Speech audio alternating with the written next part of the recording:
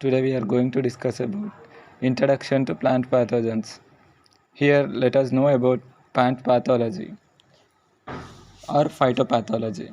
Phyto means plant. Pathos means suffering. Logos means study, which means study of diseases and their study of diseases and their management.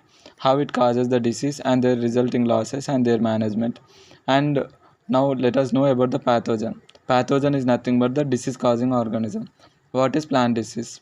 Disease is nothing but not it is easy malfunctioning of host cells or tissues due to the continuous irritation by the pathogen leads to producing of symptoms, which means if a pathogen enters into the host cells, which causes the continuous irritation to the host cell and results in exhibition of some symptoms. We usually observe symptoms on the plants like death of the plant leaves due to the some of the diseases. It is a plant disease. And the disorders. Disorders are non-infectious plant diseases which are caused due to the abiotic agents. With the help of the pathogens or biotic agents, it is a plant disease. And the disorders are due to the abiotic agents like oxygen deficiency in the potato causes the blossom end rot, and sun scab, which means due to the high sunlight. In case of P, we observe the sun scab. In case of P, we can observe the sun scab, which is due to high sunlight. It causes the sun scab. And deficiency symptoms, magnesium deficiency and zinc deficiency in maize causes the white bud disease. And zinc deficiency in rice causes the Kyra disease. Like that, there are the some of the disorders. These are the disorders. Abiotic agents, which means sunlight, oxygen, temperature, and soil nutrients, water. Due to the water deficiency, we can see the wilting symptom. And the symptom, let us know about the symptom. Symptom is nothing but the external or internal reactions in the plant, which is the result of a disease. After disease, due to the continuous irritation of the host cell, it is a pathogen which causes a continuous irritation to the host cell and results in some symptoms. In case of the plant, we can see the spots, specks, lesions. Like that, we can see some of the symptoms, color changes. And why we are going to discuss about the plant diseases. What is the importance of the plant diseases? Everyone needs the food, clothes, and housing. These all we get from the plants, and the plants yield and the plants health will be dependent upon the diseases. So we have to discuss about the plant diseases so that we can manage the diseases and we can get what are the basic needs we require from the plants. And it will affect the crop yield. If there is a disease field and no, there is no disease field, there is no disease in another field, we can get more yield in case of the no infection, and in case of the infectious field we can get the less yield, and it will affect the quality. In case of citrus, we see the citrus canker. It will affect the quality of the citrus. It does not affect the juice, but in case of visual appearance it will affect. And in case of tomatoes, blossom end rot, that type of the disease which causes the quality loss. And then pesticides. Pesticides is a broader term which can be used for the insects and like plant pathogens, fungi, bacteria, everything we can use the pesticides.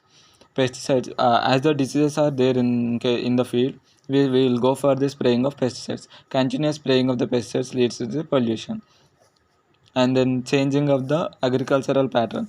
In case of Irish famine, late blight of potato, due to the late blight of potato, the yields are reduced and there is the death of large population in the Irish. So they shifted to the maize after late blight of potato. And then it will destroy the beauty of nature. There is a spots, more number of spots on the leaves and the death of the leaves, which create the destroy of the beauty of the nature and the plants. And the important phytopathogenic agents. What are the phytopathogenic agents we are going to discuss? Fungi. In case of fungi, we'll example is the rice blast disease, wheat rust. Example, rice blast is caused by the Pyroclaria oryza. Fungi is a eukaryotic organism. Eukaryotic organism which has a cell wall. Cell wall is made up of chitin and cellulose, strong cell wall, and the cells will form as a hyphae, and it may or may not have the nucleus. If it has a nucleus, it is nucleate, and if it does not have the nucleus, it is called as a xenocytic hyphae, and this group of hyphae is called as mycelium. And next we will go for the bacteria. Example for a bacteria, example Xanthomonas, Pseudomonas. Xanthomonas, example Xanthomonas oryzae, which causes the bacterial blight disease in the rice, and Pseudomonas another example. And then we'll go for that bacteria are the prokaryotic organisms which may or may not have the flagella, unicellular, and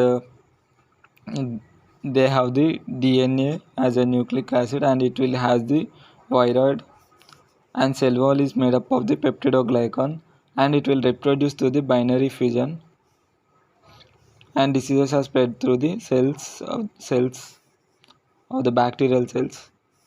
And next moving to the viral diseases.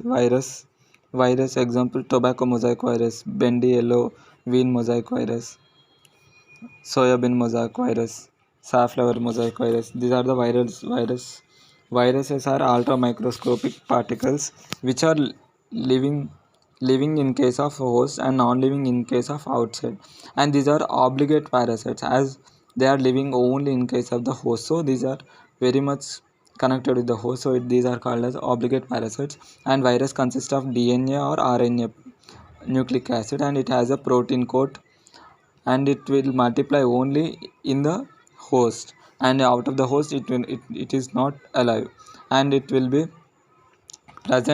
spread through the phloem tissues, and spread of the disease through the vectors like insects, nematodes, and human mechanical spread, sap spread.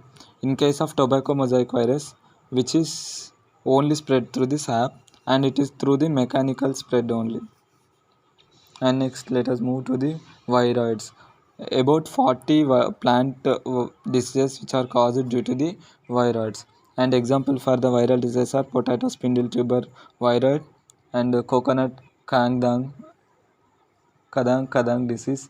And it has only the viroids differences. Viroids lack the protein coat, only presence of DNA or RNA nucleic acids, and it is transmitted mostly through mechanical transmission. And next, let us move to the protozoans.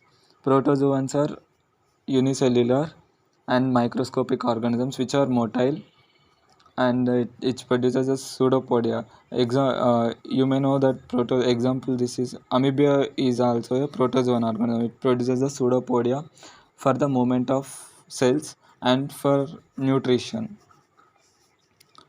Example for the protozoans is Phytomonas, and clubroot disease is clubroot of crucifers. And next, plant parasitic green algae, Cephalorus red, which causes the red rust in mango and other plants, and it is a eukaryotic organism.